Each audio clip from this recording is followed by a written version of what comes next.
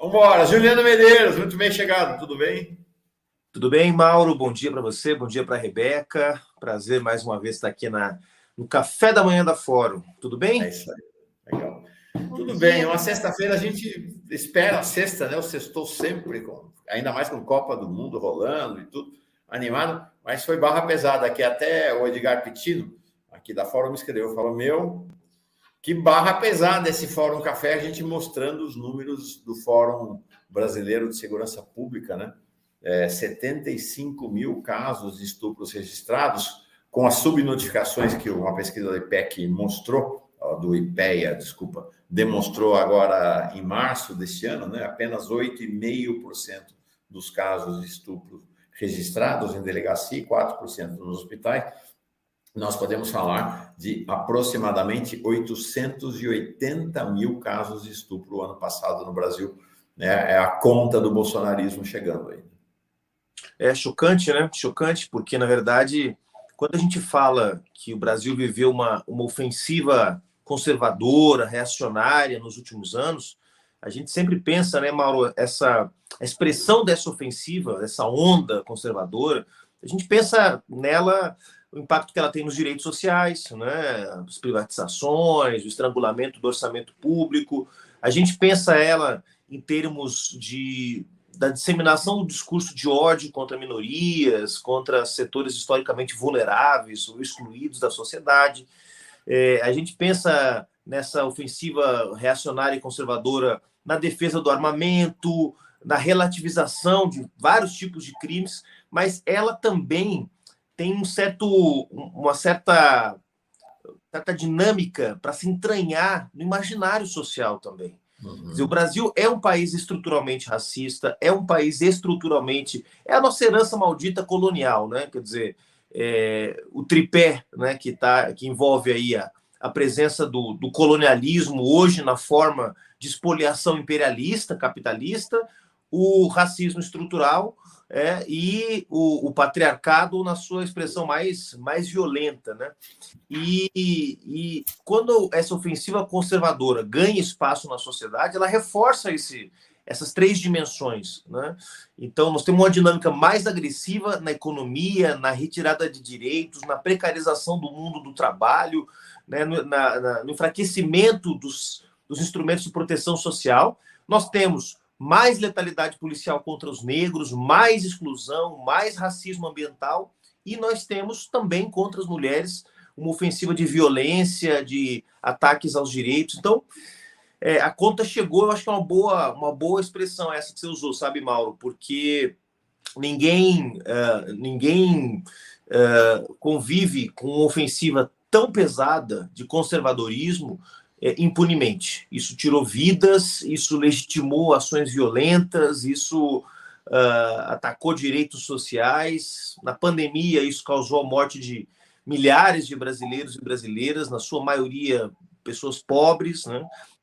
Pessoas diziam, o vírus do Covid, ele é um vírus democrático, ele ataca igualmente qualquer pessoa que não se cuide. Isso é verdade, mas quem não se cuidou, mas tinha um bom plano de saúde, quem não se cuidou, mas tinha uma boa assistência médica, quem não se cuidou, mas se alimentava direito, vivia nos bairros ricos das grandes cidades, os números mostram, né, a quantidade de pessoas que morreram nos bairros pobres e nos bairros ricos, a diferença no impacto. Então, essa ofensiva reacionária, Mauro, ela está cobrando seu preço e ainda vai cobrar por muitos anos. Então, quando a gente fala de reconstrução nacional, né, que o nosso projeto hoje com o presidente Lula é de reconstrução nacional, não estamos falando só de voltar o Bolsa Família, de voltar o Minha Casa Minha Vida, de voltar o Mais Médicos.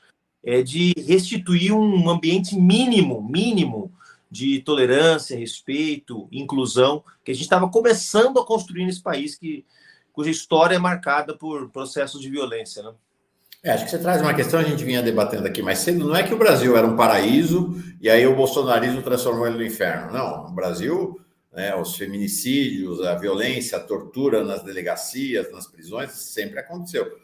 O que rolou foi uma potencialização. E não é uma conversa, discurso contra os fascistas. Não, está aqui, número de estupros e estupros de vulneráveis no Brasil de 2011 a 2022. Olha a curva.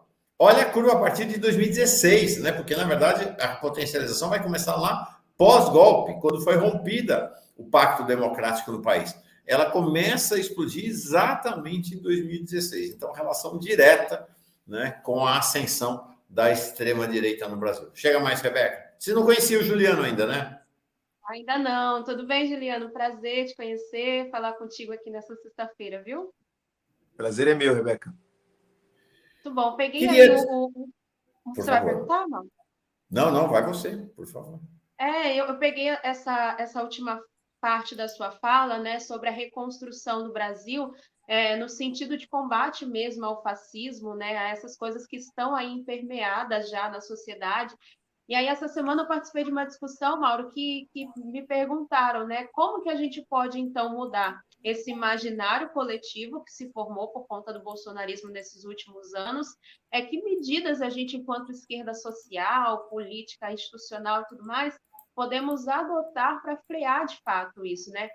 Aí eu já te dou a minha opinião. Na minha opinião, é voltar com os diretórios, voltar com as reuniões, é aquilo, o melhor marketing é o boca a boca, né? Eu acho que a gente precisa voltar a ter a sua atuação nos bairros, nas pequenas cidades, tudo mais. Isso acontece, mas eu vejo, pelo menos pelo que eu vejo, ainda muito pouco, né, em vista do que era anos atrás. O que você acha sobre isso, Juliana? Não há dúvida. Eu acho que, assim, está falando desse momento que o Brasil viveu, né? Na verdade, não são só os 4 anos de Bolsonaro, nós estamos falando também dos 2 anos de Temer, né? Nós estamos falando até mesmo no finalzinho do governo Dilma, quando o Joaquim Levy, que era o ministro da Fazenda, começa a aplicar ali o ajuste fiscal, né? Retirar direitos, a enfraquecer as políticas sociais. Então, nós estamos falando de um ciclo já relativamente longo, né, de ataque no Brasil. E qual que é o problema? Que esse ataque tem múltiplas dimensões, né? Uma dimensão desse ataque, nós falamos aqui da dimensão econômica, dos direitos sociais, cultural, é que as pessoas elas estão mais céticas em relação ao Estado, às instituições de Estado, né? Não é um fenômeno brasileiro isso está acontecendo em todo o mundo, né? Na medida em que os sistemas políticos não conseguem dar respostas eficientes à crise econômica, à crise de perspectiva, né? O Álvaro Garcia Linera foi vice-presidente da Bolívia, um intelectual que eu respeito muito, teve num evento conosco em Santiago do Chile, em abril, onde ele mencionou que há uma crise de horizonte, né? As sociedades já não conseguem ver o que tem na frente. Isso gera muita insegurança. E na insegurança, nós estamos vivendo uma transição de período histórico, o neoliberalismo está em crise, a globalização neoliberal está em crise, e não se sabe muito bem o que vem no lugar. Nós temos esse conflito entre Estados Unidos e China. E nessa crise de horizonte, as pessoas acabam se agarrando em saídas fáceis, em saídas comuns. E as saídas que o fascismo oferece são as mais comuns, são as mais simples, né? Olha, se eu tenho medo da violência, o que eu faço? Eu mato os supostos bandidos, né? Que normalmente são pobres, né? São negros que são vistos por parte da sociedade como uma ameaça, né? Então, essa crise de horizonte, ela tem que ser combatida, me parece, Rebeca, de 2 formas. A primeira é a gente ter um projeto claro, né, para falar com as maiorias sociais, né? Não pode ter meio termo, não pode ter dúvida sobre quem é o inimigo, qual é o problema. O inimigo não é só o Bolsonaro, o bolsonarismo, a extrema-direita. O inimigo são os bancos, o inimigo é o capital especulativo, o inimigo é o garimpo ilegal, o inimigo é o agronegócio predatório. A gente tem que fazer um risco no chão e dizer de quem é a culpa pela crise. Porque senão sempre vai se produzir uma sensação de que o problema da crise é a política, são os políticos, são os partidos. E a verdade é que a culpa da crise é do capitalismo. Então, essa operação tem que ser feita. E a segunda é voltar a ter inserção nos territórios. A luta que nós estamos travando nas redes sociais é muito importante, mas ela não é suficiente. A esquerda fez uma opção, no começo dos anos 90, de sair do território e de governar. Isso foi uma opção, em certa medida, importante, porque a partir dessa experiência de governo, a esquerda ganhou confiança de parcelas cada vez maiores da sociedade e chegou à presidência da República com o Lula em 2002. Mas ao sair do território, especialmente com essa ofensiva do neoliberalismo, do individualismo, né, do ódio à coletividade, esse processo, essa escolha de sair do território ir para os governos, ir para os gabinetes, que teve a sua importância, abriu espaço para que outras pessoas ocupassem o território. Então, vem as igrejas neopentecostais com uma filosofia, não todas, mas muitas delas, com uma filosofia individualista, a teologia da prosperidade, faz por você que está tudo bem. Isso foi erodindo as bases de uma convivência mais comunitária, né? Vem o tráfico, vem a milícia, ou seja, outros atores ocupam o território se a esquerda organizada não está lá, né? Então, acho que esse é um elemento bem importante que você está trazendo, ou seja, clareza de ideias, né? Aquilo que dizia o Ho Chi Minh no Vietnã, usar as mesmas sandálias e dizer as mesmas coisas, né? Ou seja, ter a mesma forma de viver e ter clareza de ideias. E, ao mesmo tempo, a gente tem um esforço de voltar para o território. Eu digo isso porque, no caso do PSOL, por exemplo, a entrada do MTST, do Movimento dos Trabalhadores Sem Teto, do Guilherme Boulos no PSOL, a entrada de um setor do movimento indígena no PSOL, a entrada de um setor importante do movimento negro no PSOL, isso tudo nos aproximou muito dos territórios e foi fundamental para que o PSOL pudesse tomar as decisões que tomou nos últimos anos e ajudar a derrotar a extrema-direita, pelo menos eleitoralmente até aqui. Você traz uma questão interessante, né? Oi, Rebeca, desculpa. O próprio movimento estudantil também, né? O Emancipa, os cursinhos, né? Trazendo a juventude também para pensar a política dentro desses espaços. Legal. Você traz um conjunto de questões muito interessantes, Juliana, porque, por um lado, é isso. Se no tempo da TV, ainda o tempo da TV não morreu, né? A tendência à simplificação já era muito grande, no tempo das redes sociais, nós chegamos ao auge, né?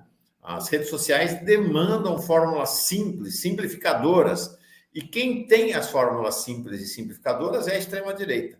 Não é à toa que, se você vai na Hungria, na Itália, na Espanha, no Chile, ou nos Estados Unidos, ou no Brasil, as fórmulas são as mesmas da extrema-direita. Eles são um movimento transnacional. Enquanto isso, a esquerda está estilhaçada, né? Você vai em cada país, é um projeto diferente, é um discurso diferente. A esquerda não tem um grau de unificação e nem tem um discurso tão simplificado quanto o da extrema-direita, por um lado. Então, nas redes sociais, é uma situação difícil. E aí tem uma outra questão, né? Que a esquerda, de repente, acordaram nos últimos anos. Não, aí as redes sociais, precisamos das redes sociais. Mas aí a simplificação do discurso não corresponde a uma simplificação na ação. A ação da extrema-direita, em aliança com os fundamentalismos, especialmente o fundamentalismo cristão no Ocidente, é muito complexo. E aí você traz a questão do território. Nós, 2 dias atrás, conversamos aqui com o demógrafo José Eustáquio Diniz Alves e com a estudiosa dos temas da transição religiosa, a Cristina... Eu já vou lembrar o sobrenome da Cristina. Foi muito interessante. Olha aqui, enquanto a gente está achando que a extrema-direita está atuando só lá nas redes sociais, olha o que aconteceu, que você fala da ocupação dos territórios. Você tinha, em 1990, 17.033 templos evangélicos no Brasil. Em 2019, que é o último dado, 109.560. 17 templos sendo abertos por dia. Então, a extrema-direita acha, não, a extrema-direita são as redes sociais. Não. Eles entraram no processo de ocupação de território, que não é só o templo, né? É a milícia, há uma série de ações. Então, para responder, não adianta só a esquerda agora contratar bons consultores de rede social, não. É bem mais complexo do que isso, né, Juliana? É isso. E não é um processo fácil, porque também... eu digo isso porque, como dirigente partidário, volta e meia, a gente se depara com essa angústia, na nossa militância, né, nos nossos apoiadores, muita gente dizendo, olha, nós temos que voltar para os movimentos sociais. Como se movimentos sociais a gente criasse da noite para o dia. Como se você dissesse, bom, então amanhã vamos pegar todo mundo aqui, todos os universitários do pessoal, vamos colocar nas fábricas, vamos colocar nas periferias, isso vai resolver o problema. Não é assim que funciona. Quero dizer que isso já foi feito, inclusive, no Brasil, né, Mal? O obreirismo revolucionário dos anos 60, 70, várias organizações de esquerda colocaram seus militantes para trabalhar nas fábricas, para serem camponeses, para tentar se aproximar das pessoas. Deu errado porque não é real, porque não é de verdade, né? Para ser real, para ser de verdade, né, a crítica, o mal-estar da sociedade, dos setores populares com o sistema, tem que vir de dentro, A esquerda pode ajudar os setores organizados que não estão no território, podem contribuir, a gente tenta fazer isso na medida do possível, mas não pode ser uma coisa fake, entende? Por que o Guilherme Boulos se transformou na principal liderança, eu diria, depois do presidente Lula, hoje na esquerda brasileira? Porque não é fake, porque não é uma coisa, um faz de conta. O Guilherme Boulos fez uma opção de vida, saiu da casa dos pais, médicos, da classe média, né? Ainda estudante, e foi viver esta vida, né? Foi viver essa vida, não foi, foi lá ensinar as pessoas na periferia como a luta por teto é uma luta justa. Ele foi lá, foi organizar, foi contribuir, foi colaborar. Agora, se não houvesse o problema real do déficit habitacional, ele podia ficar 30 anos na periferia que não ia organizar ninguém. Agora, ele juntou uma situação que era uma situação realmente, quer dizer, ele e um conjunto de militantes, né, que eram do MST, a origem do MTST está no Movimento Sem Terra, né, que percebe as contradições do espaço urbano, percebe que o espaço urbano vai se tornando um foco cada vez maior de conflito e vai orientar um trabalho político para as periferias das grandes cidades. Então, quer dizer, você tinha gente disposta a ajudar a organizar, mas tinha também uma leitura clara de que o espaço urbano estava virando o espaço do conflito. E aí, isso deu origem a um grande movimento social. Eu acho que a gente precisava olhar para esses fenômenos, os fenômenos sociais, com atenção, saber interpretá-los e dar uma contribuição. E leva tempo, não é do dia para a noite que se faz, né? E agora, Mauro, com a esquerda de volta ao governo, volta a pressão para que tudo seja o governo, para que todos os problemas se resolvam a partir do governo, de cima para baixo. Isso é muito deseducativo. Nós vamos falar de PSOL, tá? Temos que falar do encontro nacional agora de setembro, temos que falar da eleição em São Paulo, mas antes ainda sobre a conjuntura nacional, duas questões.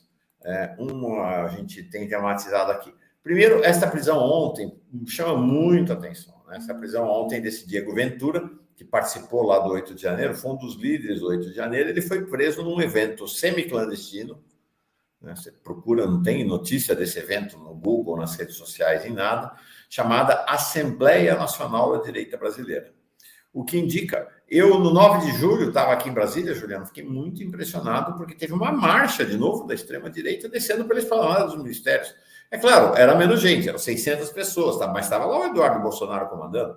Debaixo do negócio de pró-armas, eles estavam marchando, né? Eles estavam marchando 6 meses depois do golpe. Impressionante esse vigor dessa extrema-direita golpista. Então, a primeira questão que eu queria trazer é isso. Houve a derrota do 8 de janeiro, mas não houve a ameaça golpista, não me parece que esteja afastada em definitivo. Não, de forma nenhuma, de forma nenhuma. É que nós conseguimos construir, Mauro, ao longo desses últimos meses, realmente uma coesão social em torno do tema democrático muito importante, tá? E aí não foi só a esquerda, nós estamos falando de governadores, estamos falando do Supremo Tribunal Federal, estamos falando da mídia monopolista, da grande imprensa, ou seja, ficou muito chato defender ou passar pano para os golpistas que estavam lá no 8 de janeiro. Isso nos deu uma margem, nos deu uma folga, digamos assim, né, para poder ir arrumando a casa, como se diz um pouco. Esses 6 meses de governo foram 6 meses para botar um pouco as coisas em ordem depois da tragédia que foi os 4 anos de Bolsonaro e quase 3 anos de Temer. Então, eu acho que esses primeiros 6 meses foram um pouco nessa perspectiva, mas longe de acreditar que a extrema-direita está derrotada, tá? Eles estão enfraquecidos, eles ainda têm a maior bancada, isoladamente, a maior bancada da Câmara Federal, a maior bancada é o Centrão, mas isoladamente, se você pegar um grupo político, né, o Centrão é aquela geleia, né, de interesses contraditórios, tem de tudo lá no meio. Mas a maior bancada, do ponto de vista ideológico, é a bancada da extrema-direita, né? Depois vem a bancada do PT, depois vem o PSOL, por aí vai. Tem força social, não é um fenômeno... eles ficaram muito empoderados nos últimos anos. Essa agressão ao ministro Alexandre de Moraes lá em Roma mostra um pouco isso. Quer dizer, o cara acha que pode fazer o que quiser, que pode pegar um ministro supremo e encher de porrada no aeroporto, que vai ficar por isso mesmo. Quer dizer, então tem uma sensação dessa turma de empoderamento. Por isso que eu acho que a resposta das instituições é tão importante, sabe, Mauro? Não só os mais de 1.000 processados que participaram lá do 8 de janeiro, mas achar os financiadores, punir os financiadores, né, tornar inelegíveis os deputados, deputadas, senadores e senadoras que estimularam os atos golpistas. É um absurdo que a gente ainda esteja na Câmara dos Deputados, no plenário da Câmara, tendo que conviver com um sujeito que até agora está defendendo essa barbaridade. Então, assim, eu acho que a gente tinha que ir fundo nisso, quer dizer, aproveitar esse momento agora em que a relação de forças, pelo menos do ponto de vista institucional, se reequilibrou um pouco. Quer dizer, o bolsonarismo se enfraqueceu no Supremo, se enfraqueceu na Câmara, se enfraqueceu no Ministério Público. Ou seja, aproveitar esse momento para ir para cima. Porque se a gente dormir no ponto, o primeiro sinal de crise, essa turma volta se postulando como alternativa. Tá? Agora, Juliano, no campo democrático tem questões aí, né? Mostrei mais cedo o presidente Lula dizendo, que história é essa de ministro do governo Lula participar de evento da empresa de lobby do João Dória. Estamos vendo aí Jacques Wagner e Rui Costa defendendo o Aras continuar na PGR com apoio de segmentos da mídia progressista. O Quaquá, né, é o pragmatismo elevado à sua enésima potência, posando ao lado do Pazuello. Dizendo, não, tem que ampliar para todo mundo. Tem você falou da geleia do Centrão, mas tem uma geleia também aí nessa frente que sustenta o governo, que é preocupante, né? Que uma parte do Centrão está nessa frente, né? Por isso que... E é uma parte do Centrão que não é só os velhos partidos de direita, não, tá? Tem uma parte dessa geleia que pega, inclusive, uma franja de lideranças de esquerda. Meu otimismo aí, Mauro, é que eu tenho visto o presidente Lula muito firme com essas coisas, tá? Eu lembro, por exemplo, no tema da indicação para o Supremo Tribunal Federal, muita gente dizendo que, não, quer dizer, o presidente tem que indicar um ministro do Supremo que seja uma figura, assim, que não seja de esquerda, que não tenha relações com a esquerda. Ele foi lá e bancou o Zanin, né? Eu acho que isso isso para dar um exemplo, tá? Poderíamos dar outros exemplos aqui. Essa decisão dele não pode participar de evento de think tank, de lobista de direita que articulou o golpe como João Dória, por exemplo. Eu tenho visto assim que o presidente não está muito... Aquele Lulinha, paz e amor de 20 anos atrás, né, de 2003, 2004, do seu primeiro governo, num momento em que havia margem para conciliação, né, havia uma margem maior, pelo menos, para uma conciliação. E mesmo assim a elite tentou derrubar o Lula em 2005 e o prendeu 10 anos depois. Eu tenho visto um Lula mais consciente, né, de que tem que fortalecer mesmo um projeto democratizante, de distribuição de renda, de não pode ficar dando muita colher de chá. Claro, a gente sabe que o Lula trabalha numa margem de pragmatismo relativamente grande. E quando precisa fazer ajustes, ele faz, né? Quando precisa incorporar setores ao governo, ele incorpora, não tem muito problema com isso. Mas com o golpismo, com a extrema-direita, eu tenho visto uma postura muito firme do Lula. Eu acho que isso pode ser aí um fator importante para travar esse tipo de maluquice aí que volta e meia aparece no próprio PT ou em setores próximos do presidente. Chega mais, Rebeca. Boa. Olha só, Juliano, já vi aqui nos comentários as pessoas pedindo bolos para prefeito de São Paulo, né? E eu quero te perguntar sobre isso também, né? O nome do Boulos lidera aí entre os principais possíveis candidatos para a prefeitura de São Paulo. Muito me interessa e me preocupa, porque eu sou daqui de São Paulo também. E aí queria te perguntar como que está o termômetro dessas próximas eleições, como que você avalia o impacto dos governos do Nunes, do Tarcísio em relação a isso, e se o fato de o Lula ter sido eleito também pode favorecer essa mudança aqui em São Paulo para a gente também. Como que você vê isso? Rebeca, essa eleição vai ser muito diferente da eleição de 2020, né? Onde a situação era muito difícil ainda para a esquerda, né? Houve no primeiro turno uma divisão importante, né?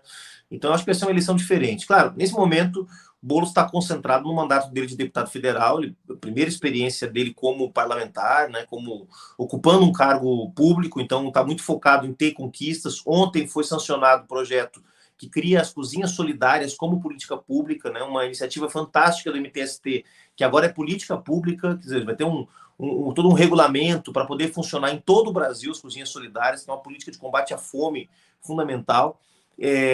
Foi relator do plano de aquisição de alimentos, foi vice-presidente da comissão especial do Minha Casa Minha Vida na Câmara, ou seja, o Boulos está trabalhando para mostrar serviço também como deputado federal. Agora, claro que também não está descuidando, né, de preparar a campanha, que ainda não começou, a campanha vem só ano que vem, mas preparando essa campanha, né? Primeira prioridade nossa, claro, interpretar corretamente os problemas da cidade, né? São Paulo piorou muito a qualidade de vida. Eu também moro aqui, Rebeca, e dá para sentir isso em vários aspectos. O Ricardo Nunes fez uma opção consciente de segurar 36 bilhões de reais em caixa, não gastar nada, deixar a cidade se deteriorar, deixar a cidade ser abandonada, para agora, no começo do ano que vem, despejar esse dinheiro para tentar mostrar trabalho, já que ele não sabe o que está fazendo na prefeitura, né? Caiu de paraquedas lá. E está tentando articular uma frente, que é uma frente dos partidos, maior parte dos partidos centrão, junto com o bolsonarismo, né? O Bolsonaro, o PL, tirou o Ricardo Nunes do páreo, né? Que era o candidato bolsonarista raiz, digamos assim, o Ricardo Salles, e está costurando uma aliança com o Ricardo Nunes, ou seja, o Ricardo Nunes deve ser o candidato do bolsonarismo, né? O que transforma essa eleição numa eleição ainda mais importante, porque você imagina se o candidato que é do centrão, apoiado pelo bolsonarismo, vence, o que isso indica para 2026, para a eleição para a presidência da República. Então, é uma eleição estratégica para o país, uma eleição estratégica para a esquerda.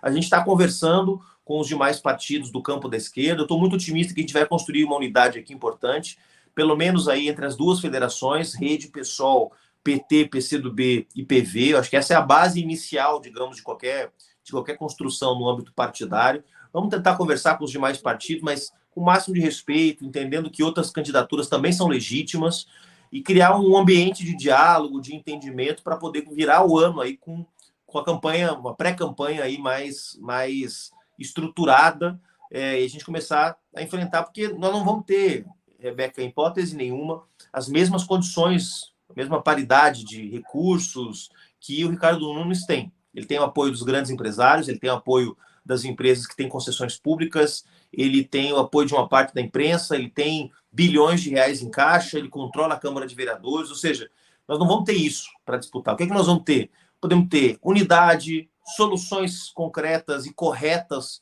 para os problemas da cidade, né? Uma comunicação eficiente, uma frente de esquerda, centro-esquerda, o mais comprometida possível, o apoio da mídia independente, ou seja, nós também temos nossas armas, elas não têm o mesmo poder de fogo, mas se bem manejadas, elas podem segurar o tranco aí até começar a campanha no ano que vem.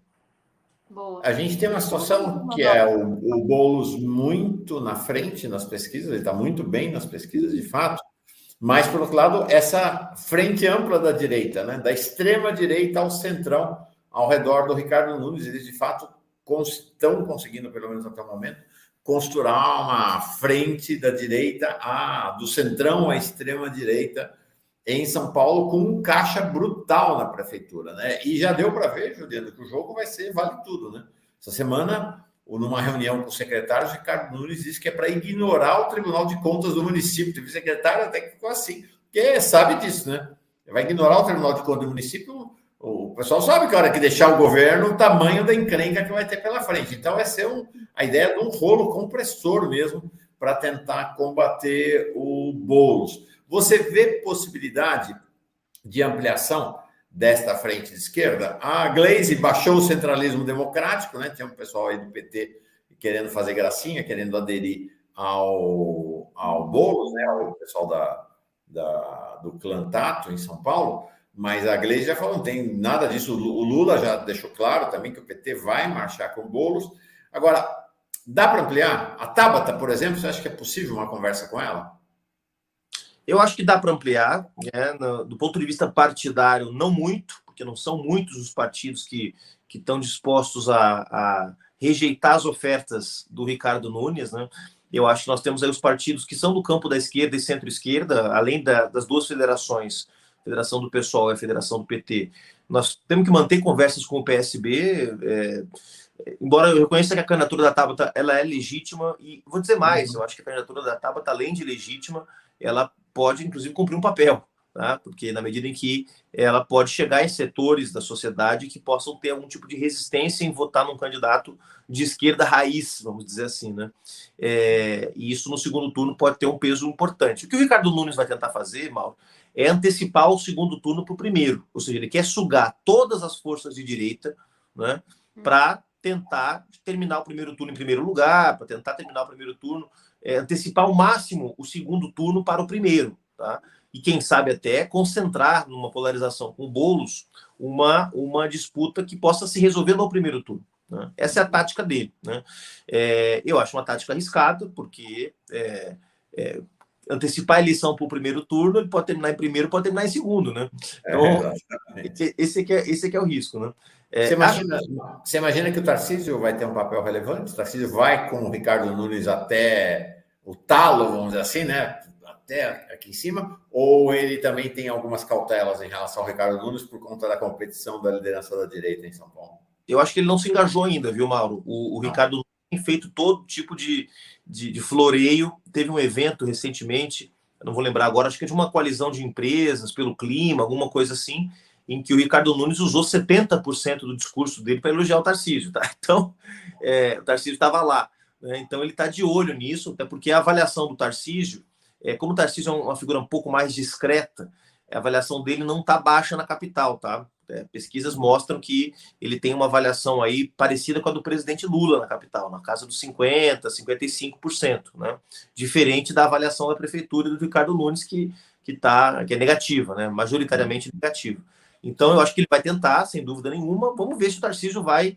Hoje, a sinalização é de que o Tarcísio vai estar com o Ricardo Nunes. Vamos ver o quanto que ele entra. É mais uma máquina poderosíssima, Sim, né? Pois é. Posição. Por isso que o cenário nacional vai ter um peso também, Mauro. Se a gente tiver um cenário nacional onde a economia estiver bem, onde o governo Lula estiver bem, né? Onde o ambiente de melhoria da qualidade de vida começa a se sentir no país, isso pode ser um fator importante, né?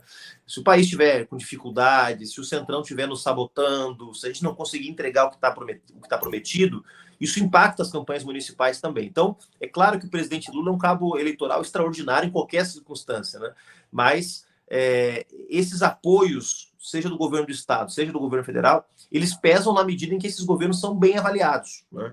Então, vamos acompanhar o cenário. Agora, a aliança com o PT é fundamental. Um bom diálogo com o PSB também é importante. Nós temos um bom diálogo até com o PDT, né, do Ciro Gomes, do Carlos Lupe. O Carlos Lupe é uma figura com a qual a gente estabeleceu uma relação de muito respeito nos anos, né? Ele, óbvio, conhece as diferenças que existem grandes entre o PSOL e o PDT, mas ele tem muito respeito pela figura do Boulos, tem muito respeito pelo PSOL, inclusive pela seriedade com a qual a gente trabalha com todo mundo, né? A gente não fica ali vendendo facilidade para ninguém, né? A gente trabalha com as nossas posições, a gente coloca elas na mesa, constrói o que é possível construir de unidade, o que não é possível também, tudo bem. E a gente foi criando com o Lupe uma relação também. Hoje, o PDT tem a candidatura, pré-candidatura do Datena. O Datena se filiou ao PDT, né? E é pré-candidato a prefeito. Se o Datena não for candidato, isso já aconteceu várias vezes aí na história recente da política de São Paulo, eu acho que a gente tem boas chances também de ter o PDT nessa frente, tá? Então, vamos trabalhando com paciência, não é faca no pescoço, sabe, Mauro? Eu acho muito chato quando um partido coloca a faca, não, você tem que retirar a candidatura. Nós passamos por isso tantas vezes, eu não quero reproduzir isso com ninguém, sabe? Você tem que retirar a candidatura, porque se você dividir a esquerda, você está fazendo o jogo da direita. Calma, não é bem por aí, tá? Então, vamos tratar a Tabata, vamos tratar o PDT com o máximo de respeito, que na hora certa nós vamos estar juntos. Rebeca. Tem uma pergunta aqui no chat para você, Juliano. Deixa eu ver se carrega. Felipe Pamplona, ele diz: Juliano, qual tua avaliação da gestão do Edmilson em Belém? Única do PSOL e única da esquerda, não tão falada, mas pouco conhecida, a Amazônia. O que você acha aí do Edmilson? Essa é uma pergunta super pertinente aí, porque dá para a gente fazer um pouco de propaganda também de um governo que tem feito coisas bem bacanas, bem inovadoras, né? Num contexto muito difícil. A gente está falando de São Paulo, que São Paulo está com bilhões de reais em caixa. Belém, o prefeito Edmilson assumiu a cidade com uma dívida, um rombo de 200 milhões de reais, que depois, com a pandemia, se ampliou, né? Vamos lembrar que os prefeitos que assumiram em janeiro de 2021 pegaram a segunda onda da Covid, quando o Brasil teve 4.200 mortos por dia. Bolsonaro cortou o auxílio emergencial em dezembro, lembram disso? E as pessoas tiveram que ir para a rua, tiveram que voltar a procurar emprego, né? Porque o auxílio emergencial foi cortado. E aí o Brasil teve uma segunda onda que foi uma coisa trágica, né? Em Manaus, e chegaram a morrer 4.200 pessoas por dia. É mais do que alguns países tiveram de mortes no total, em toda a pandemia. O Brasil teve um dia que foram 4.200 pessoas que foram vítimas da Covid, né? Então, o Edmilson pegou a cidade numa situação completamente adversa, com um governo federal que era um inimigo declarado da prefeitura, né, o governo Bolsonaro. Então, só agora, com a chegada do Lula, que a gente está conseguindo ter melhores condições para poder entregar aquilo que a gente prometeu. Tem uma série de políticas muito interessantes, Banco do Povo, que é uma política de microcrédito voltado às periferias, que é uma experiência super importante. Nós temos um programa de participação popular chamado Tacelado, que inspirou o PPA participativo. Esse PPA participativo que o governo federal está fazendo está inspirado no Tacelado, que é o programa de participação social lá de Belém do Pará. Nós temos um programa que chama Donas de Si, que empodera mulheres vítimas de violência doméstica, que cria as condições para que elas possam ter autonomia. São centenas de mulheres que foram atendidas lá em Belém do Pará.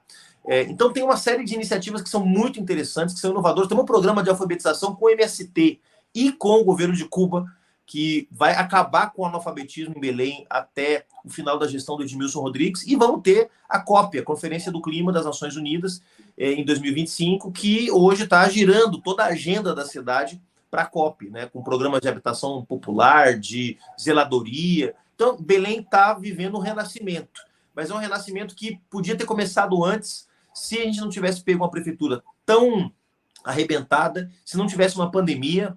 O Edmilson foi uma referência nacional, ele é hoje vice-presidente da Frente Nacional de Prefeitos e foi uma referência nacional no combate à pandemia.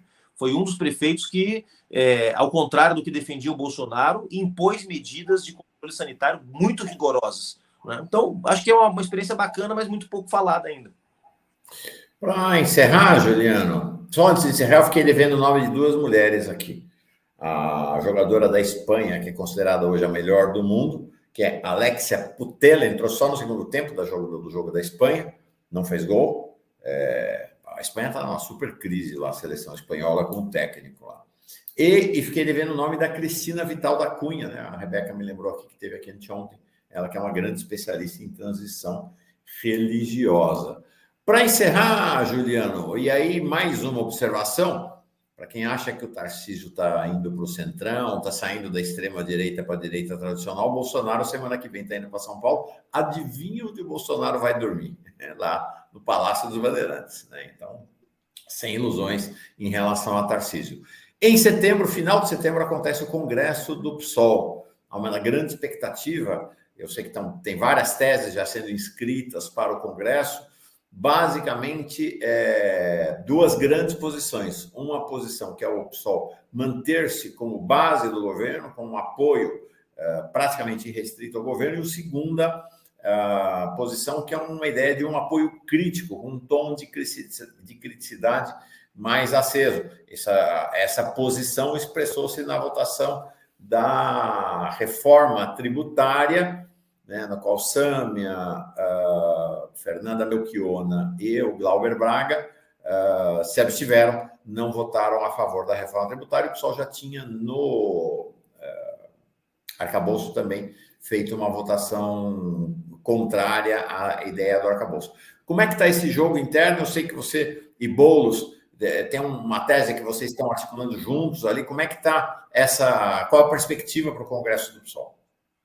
Você já fez um bom resumo, estou vendo que você está bem informado aí de como é que está as coisas no PSOL. Não, a gente foram 6 teses que foram escritas, tá, para o Congresso do PSOL. Pelo menos 3 dessas 6 compõem um campo de forças internas que hoje tem a maioria no PSOL, né, que foi responsável nesses últimos anos por colocar o PSOL na luta contra o impeachment da Dilma, denunciar a Lava Jato, se engajar na campanha pela liberdade do presidente Lula, construir a frente das esquerdas contra o Bolsonaro. Nós tínhamos dentro do PSOL, Mauro, gente que defendeu a Lava Jato, gente que achava que o impeachment da Dilma não era golpe, né? Então, nós convivemos com posições, no meu ponto de vista, equivocadas dentro do PSOL. E essas posições foram ficando cada vez mais minoritárias. E isso ajudou o PSOL a crescer, a se conectar com setores sociais cada vez mais amplos, né? Embora na condição de presidente preciso administrar essas diferenças e respeitá-las acima de tudo, mas eu fui defensor ao longo desses anos de uma tática onde o PSOL, ao invés de ficar num isolamento político falando apenas para os seus convertidos, que o pessoal buscasse disputar no movimento mais de massas uma posição de renovação da esquerda brasileira, se diferenciando naquilo que precisava se diferenciar, mas priorizando um ciclo de unidade política com outros partidos, movimentos sociais. Eu acho que isso está na base do nosso crescimento.